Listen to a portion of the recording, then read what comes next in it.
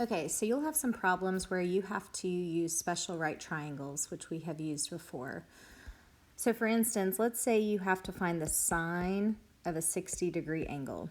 Now, clearly you could put that into your calculator and you'll get a decimal answer, but if I ask you to find the exact value of the sine of a 60-degree angle, you're going to have to use your special right triangles.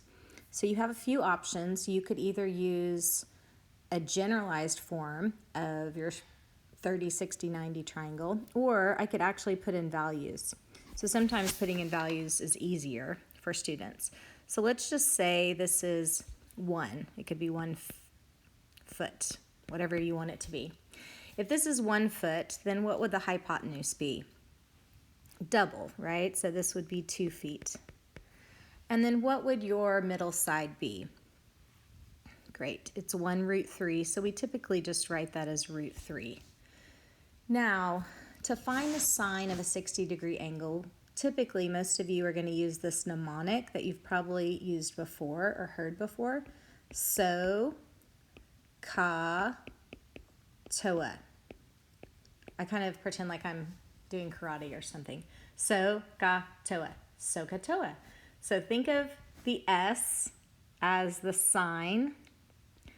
I'll write that up here. So the sine of an angle is SINE, and on your calculator you'll see the abbreviation is SIN.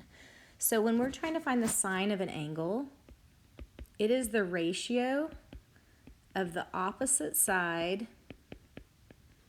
over the hypotenuse. So notice the so, that's where we get the O, is the opposite side. And then the hypotenuse, and that's what the O and the H represent. So the sine of any angle is going to be the ratio of the opposite side over the hypotenuse. So let's find the sine of the 60-degree angle. So I sometimes will put an asterisk by the angle that I'm dealing with. I need to find the sine of this 60-degree angle. So I know it's the opposite side. So if I need to draw an arrow to the opposite side, I will do that. So the opposite side is root 3 over, what is the hypotenuse?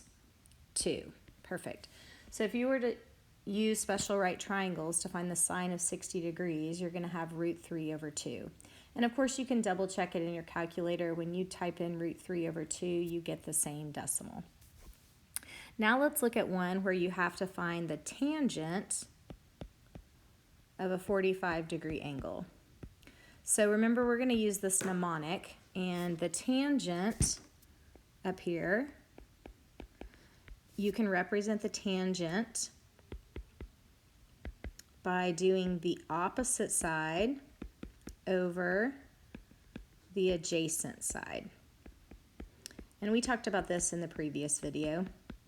But notice here you have the opposite and you have the adjacent. Okay, so once again, you could generalize and you could do what we do for all 45, 45, 90. And if that was the case, I'm going to do this one in case you choose this method. This is what I would call the harder method. So if you let both of those congruent sides be x, because they're the same length, then the hypotenuse is going to be x root 2. So what we're trying to do is find the tangent of a 45-degree angle. So I'm going to put an asterisk. You could have chosen either one of those angles because they're both 45. But I know the ratio is going to be the opposite side, which is x, over the adjacent side, which happens to also be x. Well, what is x over x? 1. Now, you could have done this exact same problem really using any 45, 45, 90. So I'm just going to erase this and show you kind of real quickly.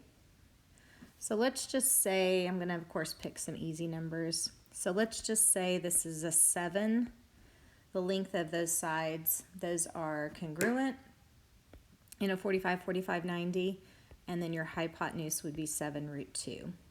So once again, if I'm doing tangent of a 45, notice it's going to be 7 over 7, which is still 1. And of course you can check that on your calculator.